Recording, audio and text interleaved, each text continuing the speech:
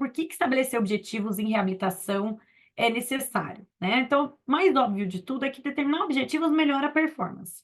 Então, se eu sei o que eu quero alcançar, eu vou tentar com mais vontade, assim, porque eu sei aonde eu quero chegar, né?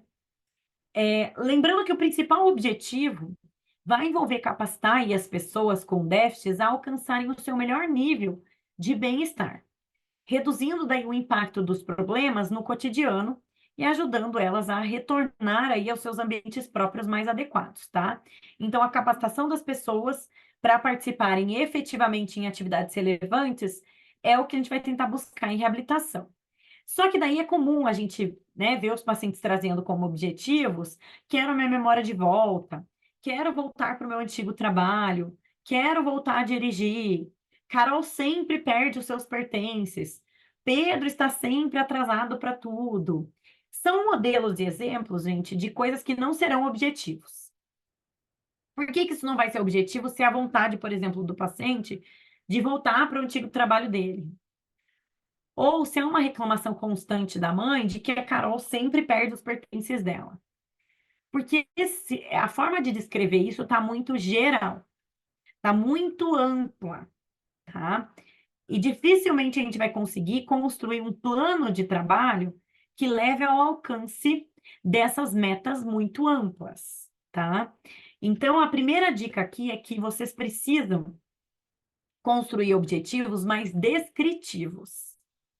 O objetivo, ele deve descrever como que o comportamento acontece, como se eu pudesse ver ou ouvir isso que de fato é um problema, tá? E às vezes, inicialmente, é difícil começar escrevendo o objetivo dessa forma. Então, eu recomendaria vocês começarem descrevendo a queixa, o problema, de forma mais descritiva. Então, vamos pegar aqui esse exemplo. Por exemplo, Carol sempre perde seus pertences. Isso está muito amplo, né? Sempre. Sempre como, né?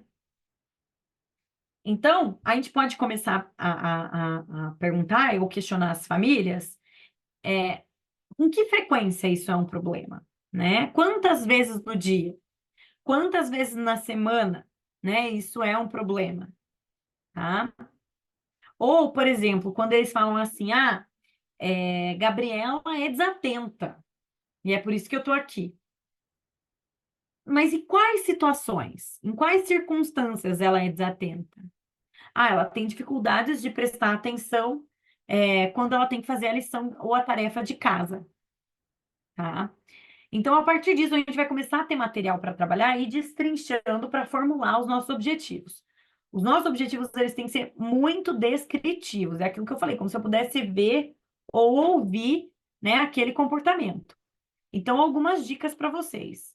Quando você coloca ali na descrição do objetivo palavras que incluam sempre, nunca, tudo, todo o tempo, elas são muito gerais e não providenciam aí informações suficientes para endereçar o problema e avaliar o sucesso do plano. Tentem sempre especificar o que, quando, onde, tá? E muito provavelmente alguns problemas de comportamento vão acontecer em muitas situações. Se acontecem muitas situações, anotem todas essas situações, mas para a intervenção a gente vai escolher um ponto de partida. E geralmente o ponto de partida que a gente vai escolher é um ponto de partida que é menos desafiador para o participante. Por que isso? Porque ele precisa experimentar o sucesso, para que ele se engaje mais com o programa.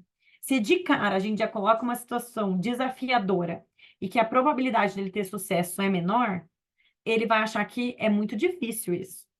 E ele não vai querer mais tentar, ele não vai querer mais fazer, né?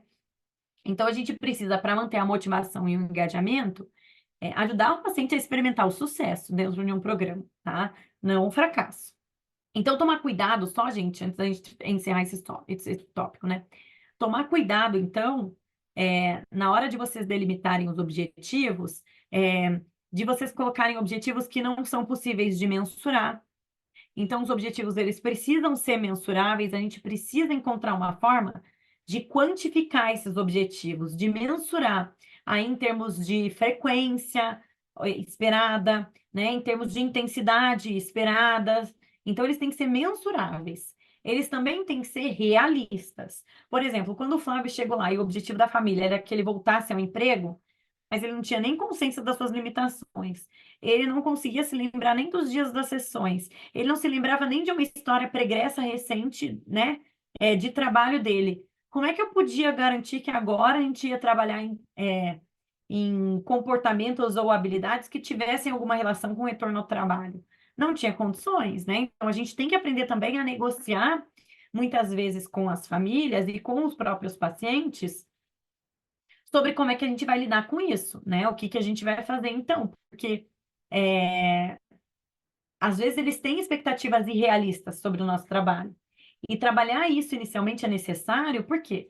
Porque senão, se a gente compra essa ideia, ou se a gente não sabe delimitar bem os nossos objetivos, vai chegar em algum momento em que a família vai dizer, mas poxa, ele não voltou ao trabalho ainda. Ou, né, sei lá, qualquer outro objetivo, né? Às vezes as famílias esperam, tipo, ir do tudo ao nada, né? Em um curto período de tempo. E nunca é assim. Nosso objetivo, né, de trabalho nunca também vai ser ir do tudo ao nada. Sempre vai envolver fazer um pouquinho mais ou um pouquinho melhor que ontem, né? Então, por isso que é um trabalho de formiguinha ali, como a Bia, mãe do Flávio, falou no vídeo, tá? Então, tomar cuidado porque, né, eles têm que ser realistas, tá? Então, eles têm que ser mensuráveis, eles têm que ser realistas, eles têm que envolver aí, né, o que o paciente acha importante.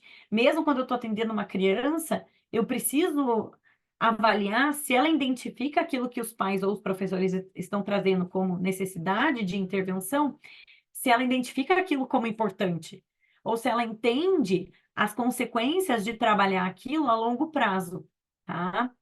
Então, é, enfim, né, isso é necessário. Até porque dentro aí, né, daquela abordagem que eu estava falando de aprendizes mais independentes, eu acho que o trabalho começa, esse trabalho de consciência, né, de reconhecer ali, né, as minhas facilidades e as minhas dificuldades, ele começa quando eu incluo o paciente já na delimitação dos objetivos e depois, né, no desenho do programa.